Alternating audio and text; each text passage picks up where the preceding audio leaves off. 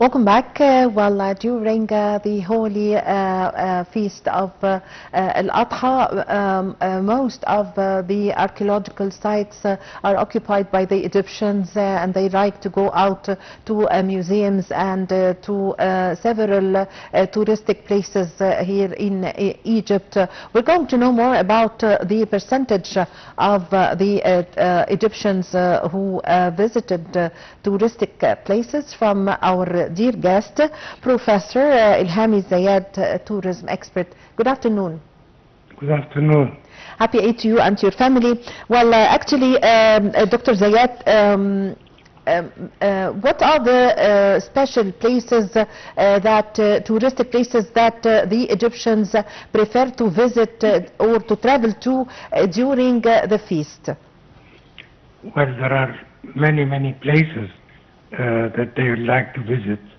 We can name some very obvious, which are the pyramids, the gardens, the zoological garden, if it is functioning, and the Suez Canal area. Why am I mentioning the Suez Canal area? Because it's a very affordable area and it's very inexpensive. And it's very close to Cairo. It's 1 hour away from Cairo.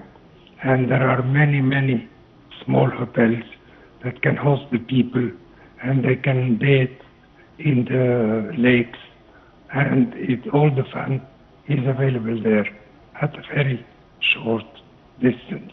Yes. Any other destination is more expensive or of no interest to the Egyptian tourists. If we talk about Hurghada, it's the second most attractive destination for Egyptians during the feast. Yes, of course, yes, please. And the third being Sokhna, Yes. because again it's very near Cairo, and it can be okay for a one-day trip, for a weekend, and again the prices are less than Hurghada. Then we have Sharm el-Sheikh, which has been neglected for quite a while, and the prices are very affordable because the hotels need the business there. So the Mediterranean Sea is a bit different because the prices are very high and many people have their own accommodation there. So people will go there if they have to go there. Yes. You have Elhamy, of course. The new Elhamy could be an attraction, especially after the hotel that has been built. Yes. And the restaurants. Yes. So we have a lot of attraction. Yes.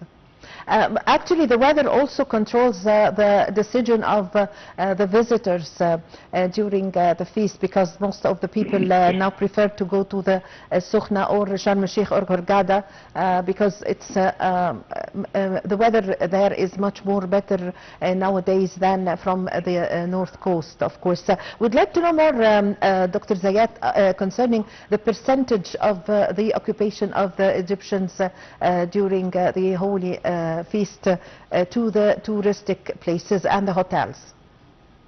Not the exact percentage, but yes, yes, okay. If you go, we have to go again with the same order I gave at the beginning. Hurghada is the #1 attraction, and Sokhna is #2. Sharm el-Sheikh, as I said, is number 3.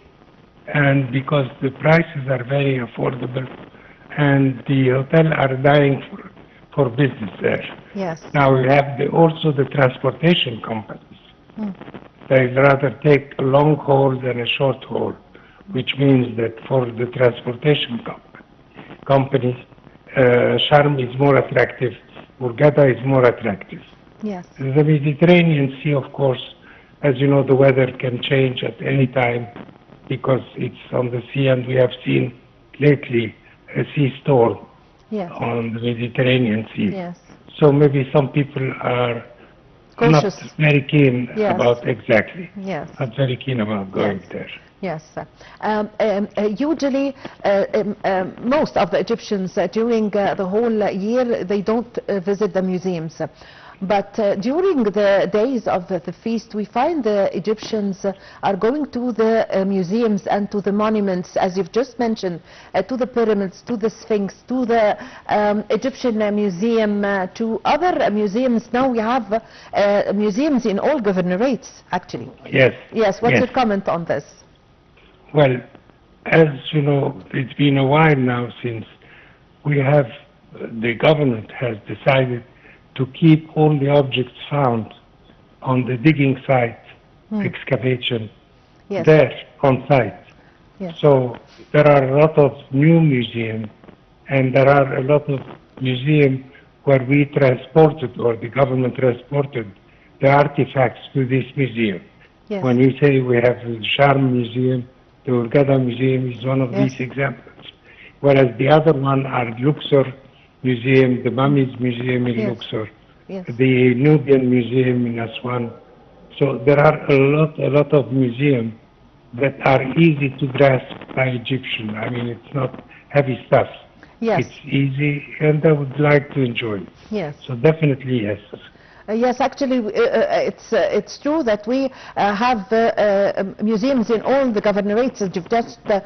You've just mentioned the Sharm el-Sheikh Museum, Hurghada Museum, even in Minya, in Kafr el-Sheikh, everywhere in Egypt, the governorates, we have museums, and this is very important, of course, for us. So the domestic tourism for Egypt, the importance of domestic tourism for Egypt concerning the economic side. Well, tourism, like, it's a service industry. Yes. And the service industry where the money goes straight to the pockets of the people who are handling it. Yes. So when we talk about tourism in a travel company in Egypt, Yes. the money goes from the travel company to the employee. If we talk about hotels, it's the same thing. Plus, of course, there is a bonus. You know, hotels distribute bonuses all year round. 12%, that's the minimum. Yes. But there are some who exceed the 12%. So there is a movement of the economy within Egypt. The money circulates. And this is important because, true, we have the foreign money coming in, but it's not enough. You have to have local money Yes. going around. Yes. And one of the best example, of course, is France. France domestic tourism is very, very crucial for them because you have a lot of sites and people are visiting. Yes. So, yes, it's good for the economy and it helps a lot. Yes, I thank you very much for your time. We really had the honor to have this phone with you. Thank you very much, Professor Elhamy Zayatte, the tourism expert. A short break, ladies and gentlemen, and I'm going to be back with you.